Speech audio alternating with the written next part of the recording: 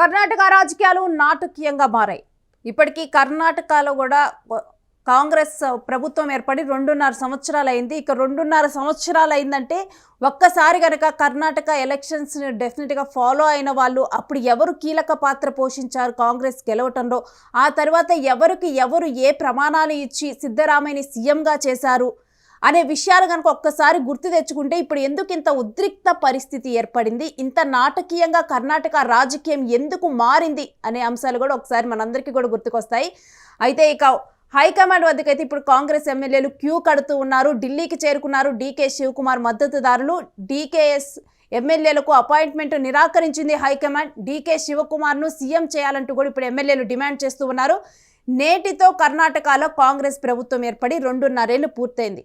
అప్పుడు కాంగ్రెస్ ప్రభుత్వం ఏర్పడేటప్పుడు కాంగ్రెస్ కర్ణాటకలో గెలిచేందుకు డీకే శివకుమార్ కూడా చాలా కీలక పాత్ర పోషించారు. తరువాత అసలు ఈసారి సిద్ధరామయ్య కాదు, డీకే శివకుమారే సీఎం అవుతారు, డీకే శివకుమార్నే సీఎంగా చేస్తారు అని చెప్పి కూడా చాలా అంచనాలు నెలకొని ఉన్నాయి. అయితే ఆ తరువాత సిద్ధరామయ్య, అతను బీసీ సామాజిక వర్గానికి చెందిన వ్యక్తి, అతను కూడా చాలా ఫాలోయింగ్ ఉన్న నేత, సిద్ధరామయ్యను సీఎంగా ఉంచి వీళ్ళిద్దరికీ కూడా అధికారాన్ని 2.5 సంవత్సరాలు ఇటు డీకే శివకుమార్ కూడా కాంగ్రెస్ని నమ్ముకొని ఉన్న వ్యక్తి. ఎప్పటి నుంచో కూడా ఈవెన్ పార్టీ బీజేపీ నుంచి ఆఫర్ వచ్చింది, బీజేపీలోకి రావాలి అని చెప్పి స్వయంగా అమిత్ షా అడగటము. ఈ విషయాన్ని కూడా ఒకసారి డీకే శివకుమార్ కూడా షేర్ చేసుకోవడం జరిగింది. అంటే ఈ విషయం ఎందుకంటే డీకే శివకుమార్ కాంగ్రెస్ ప్రభుత్వానికి ఎంత విధేయంగా ఉన్నాడు అన్నదానికి కూడా. ఎందుకంటే గతంలో డీకే శివకుమార్ ఒకసారి జైలుకి వెళ్ళిన అంశం కూడా చోటు చేసుకుంది. ఆ సమయంలో అమిత్ షా నువ్వు బీజేపీలోకి వస్తే సీఎం అవుతావు, నేను సీఎం చేస్తాము అని చెప్పి కూడా డీకే శివకుమార్కు చెప్పినప్పుడు, అలాంటప్పుడు కూడా నేను కాంగ్రెస్లోనే ఉంటాను, నేను జైలుకే వెళ్తానని చెప్పి నేను జైలుకు వెళ్ళాను అని చెప్పి కూడా అతను ఒక ఇంటర్వ్యూలో కూడా షేర్ చేసుకోవడం జరిగింది. అంత విధేయతగా ఉన్నటువంటి వ్యక్తి డీకే శివకుమారు. ఇలాంటి వ్యక్తికి 2.5 సంవత్సరాల తరువాత సీఎం పదవి ఇస్తారు కర్ణాటకలో. సిద్ధరామయ్య ఒక 2.5 సంవత్సరాలు సీఎంగా ఉంటారు, నెక్స్ట్ ఒక 2.5 సంవత్సరాలు డీకే శివకుమార్ సీఎంగా ఉంటారు అని ఒక డిక్లరేషన్ రాహుల్ గాంధీ మాట ఇచ్చినట్లుగా కూడా బయటకు వచ్చింది. ఇప్పటికీ 2.5 ఏళ్లు పూర్తయింది. అలాంటిది డీకే శివకుమార్ని సీఎం చేద్దాము, లేకపోతే డీకే శివకుమార్ అంశం ఇప్పుడు ప్రస్తావనకి రావటం లేదు. సిద్ధరామయ్య చెప్పడం జరిగింది, 5 సంవత్సరాలు నేనే సీఎంగా ఉంటాను అని చెప్పి సిద్ధరామయ్య కూడా చెప్పడంతో కూడా ఇప్పుడు డీకే వర్గం కూడా చాలా అసహనం వ్యక్తం చేస్తున్నారు. పార్టీ ఇటు అధికారంలోకి రావడానికి కీలక పాత్ర పోషించినటువంటి డీకే ఇక సీఎం అవ్వరా అని చెప్పి కూడా వాళ్ళలో ఒక అసహనం అయితే వ్యక్తమవుతూ ఉంది. అందుకని అందరూ కూడా వరుసగా రాహుల్ గాంధీ ఇచ్చినటువంటి హామీని ఇప్పుడు నెరవేర్చుకోవాలి. వరుసగా కూడా అందరూ ఢిల్లీ బాట పట్టారు, అయినా కానీ వాళ్ళకి అపాయింట్మెంట్ అయితే దొరకలేదు. కాకపోతే ఇప్పుడు హైకమాండ్ ఇచ్చిన మాట ఏదైతే ఉందో ఆ మాట నిలబెట్టుకోవాలి అంటూ కూడా డీకే వర్గం అయితే కోరుతూ ఉంది. ఇటు డీకే శివకుమార్ అనుచర ఎమ్మెల్యేలు కూడా ఇప్పుడు వరుసగానైతే ఢిల్లీ చేరుకున్నారు. మరొక వైపు కొంతమంది ఎమ్మెల్యేలు కూడా ఒకవేళ డీకే శివకుమార్ గనక ఇటు సీఎంని చేయకపోతే గనక బీజేపీకి వెళ్ళే యోచనలో ఉన్నారు అనే మాటలు కూడా అక్కడ వినిపిస్తూ ఉన్నాయి. మరి అసలు కర్ణాటక రాజకీయాల్లో ఏం జరుగుతుంది? హైకమాండ్ ఇచ్చిన మాట నిలబెట్టుకుంటుందా? ఎందుకు ఎమ్మెల్యేలకు ఎవరికి కూడా ఎమ్మెల్యేలందరికీ అధిష్టానం అసలు అపాయింట్మెంట్ కూడా ఇవ్వటం లేదు? రాహుల్ గాంధీ మరి హ్యాండ్ ఇస్తారా? హైకమాండ్ ఇచ్చిన మాటను నిలబెట్టుకుంటారా? ఈ అంశాలన్నిటి మీద క్లారిటీ తీసుకుందాం. మా ప్రతినిధి కిరణ్తో మాట్లాడదాం. కిరణ్, రాహుల్ గాంధీ హ్యాండ్ ఇస్తారా, మాటను నిలబెట్టుకుంటారా? అసలు ఏంటి ఈ నాటకీయ పరిణామాలు? కర్ణాటక కాంగ్రెస్ పార్టీలో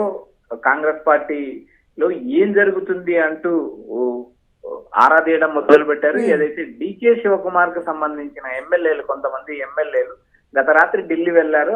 అధిష్టానం అపాయింట్మెంట్ కోసం ప్రయత్నాలు చేస్తున్నారు. ఇప్పటికైతే ఇంకా అధిష్టానం అపాయింట్మెంట్ ఇవ్వలేదు. రాహుల్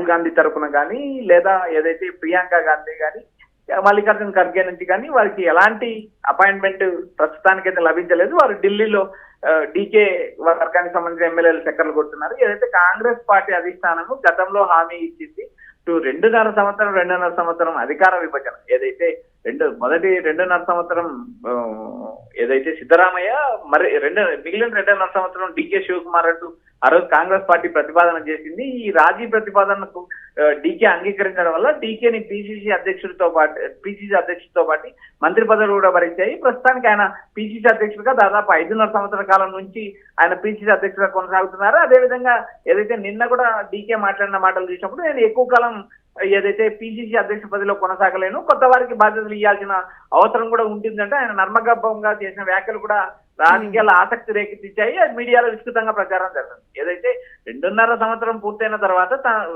ఈ రోజుతో 2.5 సంవత్సరం పూర్తయింది. తనకు ముఖ్యమంత్రి పదవి అధిష్టానం ఏదైతే హామీ ఇచ్చిందో హామీ పాటించాలంటే డీకే వర్గానికి సంబంధించిన ఎమ్మెల్యేలు కూడా తీవ్ర ప్రయత్నాలు చేస్తున్నారు. అయితే కాంగ్రెస్ పార్టీ అధిష్టానం ఇంతవరకు ఎలాంటి స్పందన రాలేదు. అయితే రాహుల్ గాంధీ గతంలో ఇచ్చిన హామీని రాహుల్ గాంధీ నెరవేరుస్తారా లేదా అనే అంశం కూడా మనం ఇక్కడ చూడలేదు. ఎందుకంటే మనం తెలంగాణలో ఒక పరిణామం చూసాం రైన్. ఎందుకంటే ప్రియాంక గాంధీ కోమటిరెడ్డి రాజగోపాల్ రెడ్డికి మంత్రి పదవి హామీ ఇచ్చింది.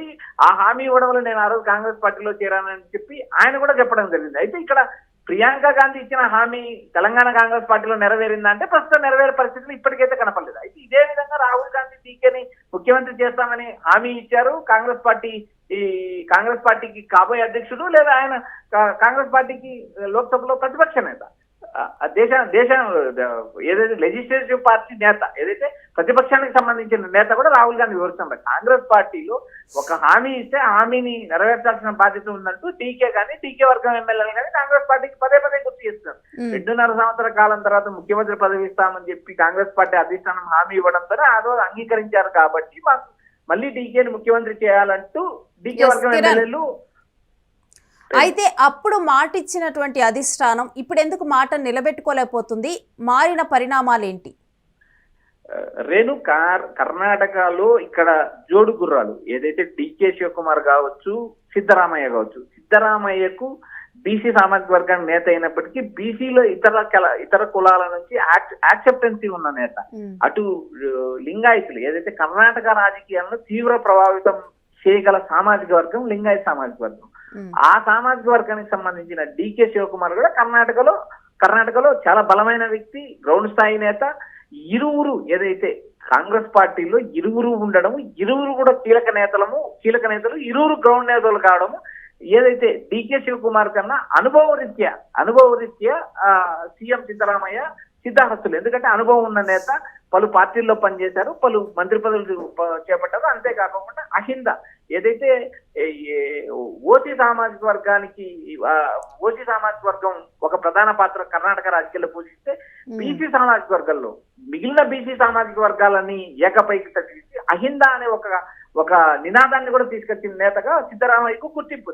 ఇక్కడ ఇద్దరు నేతలు బలమైన వారు. వీరి ఇద్దరి మధ్య కాంప్రమైజ్ చేసి 2.5 సంవత్సరం అని చెప్పి ఆ రోజు అధిష్టానం హామీ ఇవ్వడం జరిగింది. అయితే ఆ హామీని ఎంత మాత్రం నెరవేరుస్తారా?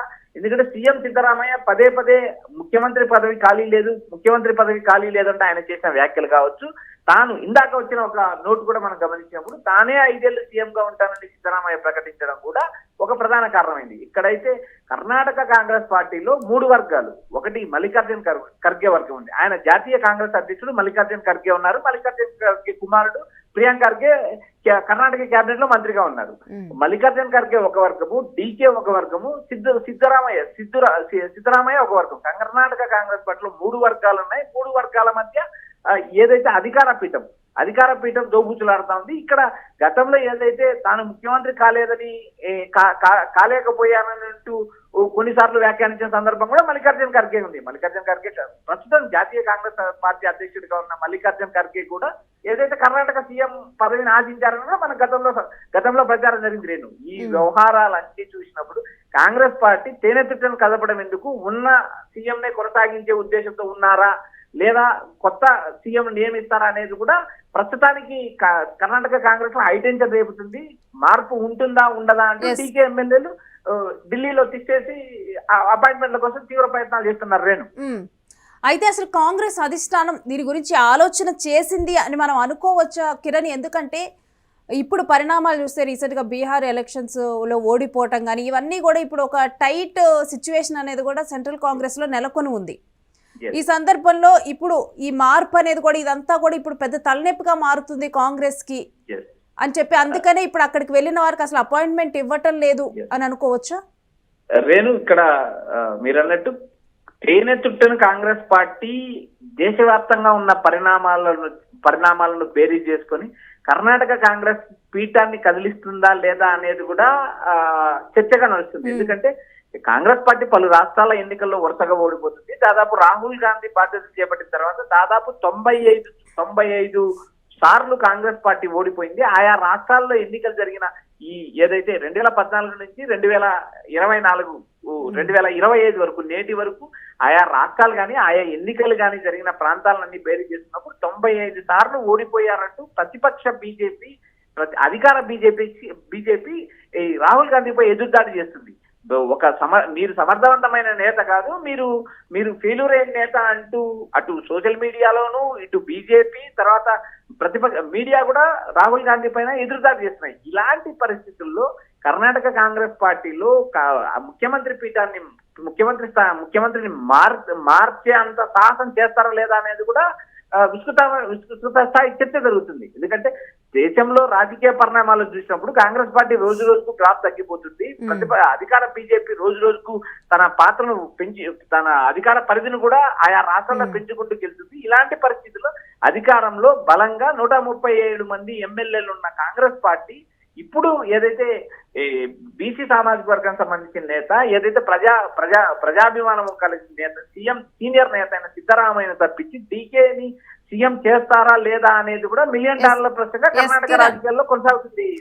ఒకవేళ కనుక డీకేని సీఎం చేయకపోతే కొంతమంది ఎమ్మెల్యేలు బీజేపీకి వెళ్ళిపోతారు అన్న దాంట్లో వాస్తవం ఏంటి, అసలు డీటెయిల్స్ ఏంటి దానికి సంబంధించి? నేను ఇక్కడ రెండు విషయాలు మనం మాట్లాడుకోవాలి. ఎందుకంటే ఇక్కడ సీఎం సిద్ధరామయ్యకు ఎమ్మెల్యేలో బలం ఉంది, ఇటు డీకే శివకుమార్ కూడా ఎమ్మెల్యేలలో బలం ఉంది. డీకే పిసిసి అధ్యక్షునిగా తన వర్గానికి సంబంధించిన ఎమ్మెల్యేలకు టికెట్లు ఇప్పించుకున్నారు, సీఎం సిద్ధరామయ్య ఇప్పించుకున్నారు. ఇక్కడ ఇద్దరు నేతలకు సమానమైన బలం ఉంది. అయితే ఇక్కడ ఒకరిపై ఒకరు దుమ్మెత్తి పోసుకున్న పరిస్థితి కూడా మనం గతంలో చూసాం. ఏదైతే కొంతమంది ఎమ్మెల్యేలు బీజేపీకి వెళ్తున్నారు అంటూ సీఎం సిద్ధరామయ్య వర్గానికి సంబంధించిన ఎమ్మెల్యేలు వెళ్తున్నారు అంటూ డీకే వర్గానికి సంబంధించిన ఎమ్మెల్యేలు వ్యాఖ్యానించారు. డీకేకి సంబంధించిన ఎమ్మెల్యేలు బీజేపీకి వెళ్తున్నారంటూ సిద్ధరామయ్య వర్గానికి సంబంధించిన ఎమ్మెల్యేలు వ్యాఖ్యానించారు.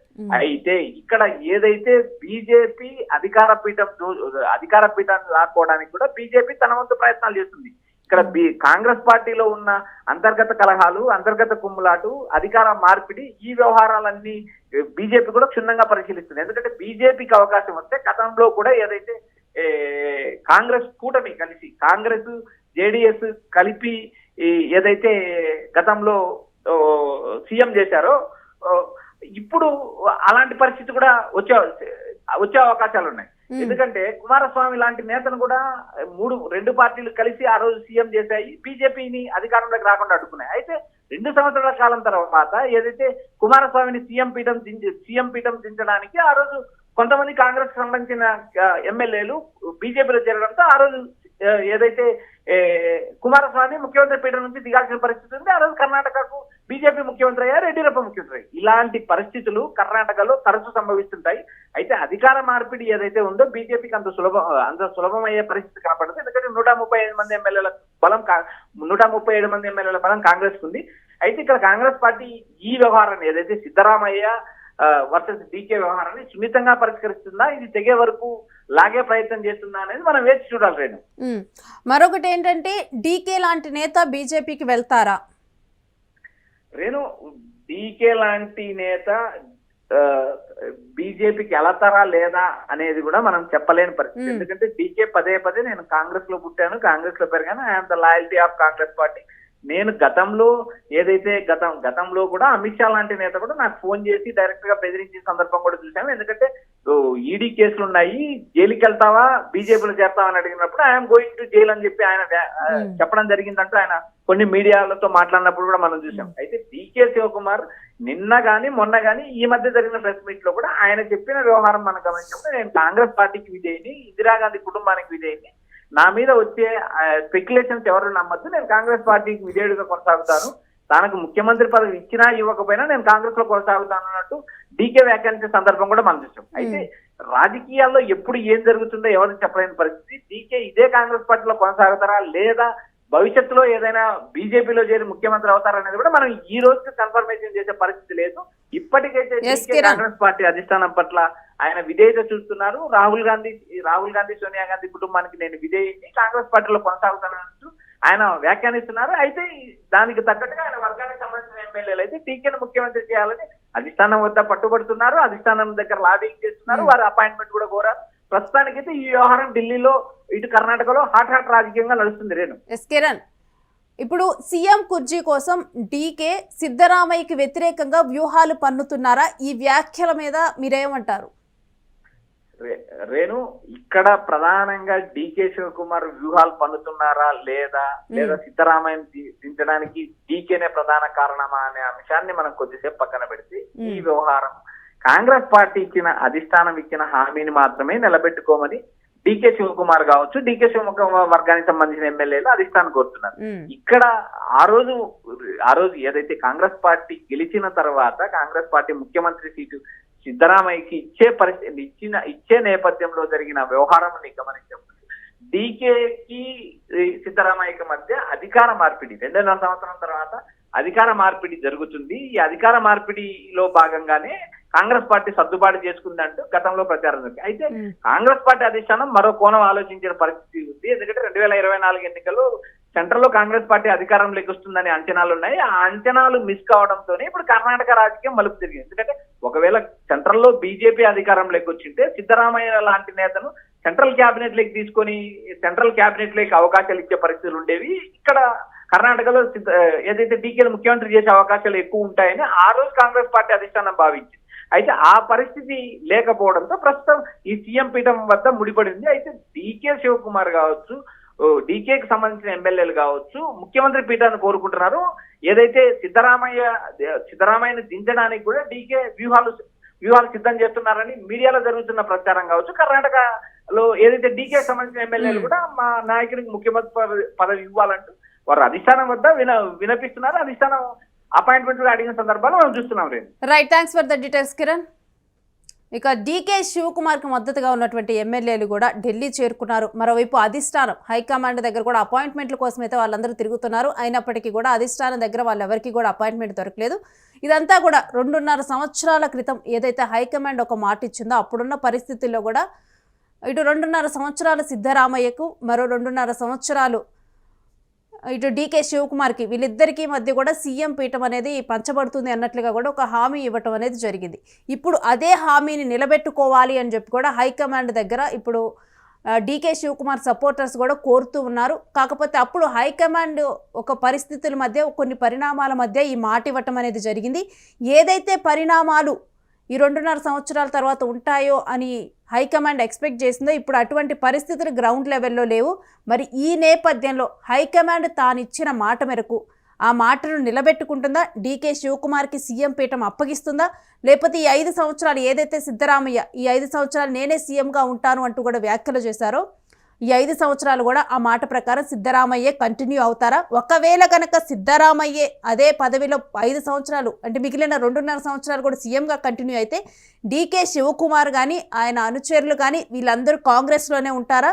లేకపోతే బీజేపీ నుంచి ఆఫర్స్ వస్తున్నాయని ఒక మాట కూడా వినిపిస్తుంది. బీజేపీకి వెళ్ళిపోతారా? ఏం జరుగుతుంది? కర్ణాటక రాజకీయం ఎంత నాటకీయంగా ఇంకా మారనుంది అనేది కూడా ఆసక్తిగా మారింది.